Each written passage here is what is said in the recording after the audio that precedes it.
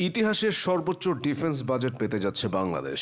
Record 50 থেকে 55 হাজার কোটি টাকা দেশের প্রতিরক্ষা খাতে বরাদ্দ বাড়ছে। এনটিভি এমনটি বলছে, বাংলাদেশের নৌ সেনা ও বিমান বাহিনীতে পর্যাপ্ত বাজেট নেই, এ কথা সবার জানা। কেননা বর্তমান বাজেটের 50% চলে যাচ্ছে বেতন, খাদ্য, পোশাক ও আবাসনে। আধুনিক সামরিক সরঞ্জাম কেনা অনেকটা বিলাসিতার মতো। তাই সরকারি টাকার পাশাপাশি বিদেশি ঋণ ও প্রযুক্তি বিনিময়ের মাধ্যমে বাজেট বড় করার কথা ভাবা হচ্ছে।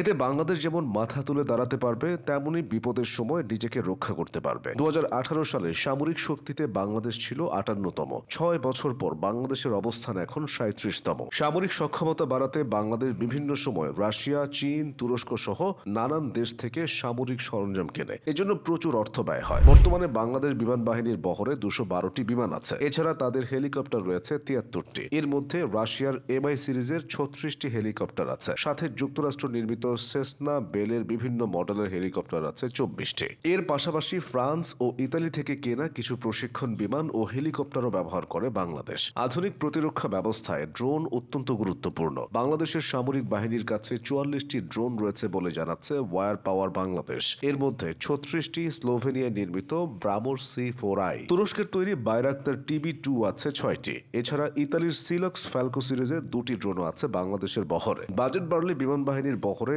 আরও অত্যাধুনিক সামরিক সরঞ্জাম যোগ হবে। এদিকে বাংলাদেশ নৌবাহিনীর কাছে সব মিলিয়ে নৌযান আছে 117টি। এর মধ্যে 7টি ফ্রিগেট, সাথে আরও আছে 6টি করভেট জাহাজ। ফ্রিগেটগুলোর 4টি নির্মাতা চীন, 2টি যুক্তরাষ্ট্র এবং আর একটি দক্ষিণ কোরিয়া। করভেট জাহাজগুলোর মধ্যে 4টি চীনের, 2টি যুক্তরাজ্যের। নৌবাহিনীর কাছে সাবমেরিন রয়েছে 2টি চীনের তৈরি এবং 2017 সালে এগুলো নৌবাহিনীতে যুক্ত হয়। পর্যাপ্ত অর্থ খরচ করলে নৌবাহিনীর শক্তি দ্বিগুণ হবে। এদিকে বাংলাদেশ সেনাবাহিনী বেশ দক্ষ ও সাহসী হলেও তাদের আধুনিক সরঞ্জামের ঘাটতি রয়েছে। বর্তমানে বাংলাদেশ সেনাবাহিনীর কাছে 320টি ট্যাঙ্ক আছে। এর মধ্যে অন্তত 281টি চীনের তৈরি। 2014 থেকে 2019 সালের মধ্যে চীন থেকে সরঞ্জাম এনে এগুলোকে আধুনিকায়ন করা হলেও নতুন কোনো সংযুক্তি দেখা যায়নি। যত দ্রুত সম্ভব এদিকে নজর দিতে হবে। সামরিক শক্তিতে বাংলাদেশকে উন্নত করতে হলে আরও একটা দিকে বেশ ভালোভাবেই জোর দিতে হবে। সেটা হলো নিজেদের অভ্যন্তরে সামরিক সরঞ্জামের উৎপাদন বাড়ানো। 1967 সালে চীনের সহায়তায় ঢাকার অদূরে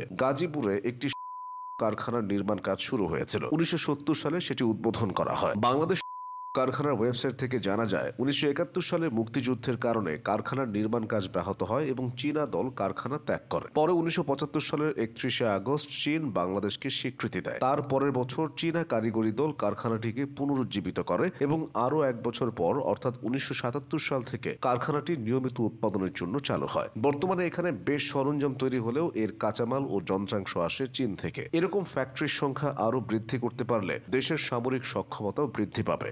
প্রতিরক্ষা বাজেট বাড়লে বিশ্বের পরাশক্তিধর দেশগুলোর সাথে বাংলাদেশের সম্পর্কের মাত্রা বাড়বে। তবে একটি দেশের দিকে ঝুঁকে না গিয়ে সবার সাথে সমতার ভিত্তিতে সম্পর্কের দিকে জোর দিতে হবে। এর জন্য সবচেয়ে আদর্শ উদাহরণ হতে পারে তুরস্ক। তুরস্কের সাথে অধিকাংশ পরাশক্তিরই ভারসাম্যপূর্ণ সম্পর্ক বিদ্যমান। ফলে সামরিক দিক থেকে তারা বেশ লাভবান ও শক্তিশালী হয়েছে। বাংলাদেশের পাশেই মিয়ানমারের মতো অশান্ত এক জনপদ, ভারতের মতো প্রভাবশালী দেশ। তাই দেশের সার্বভৌমত্ব সুরক্ষিত করতে সামরিক শক্তিতে শক্তিশালী হওয়ার বিকল্প নেই।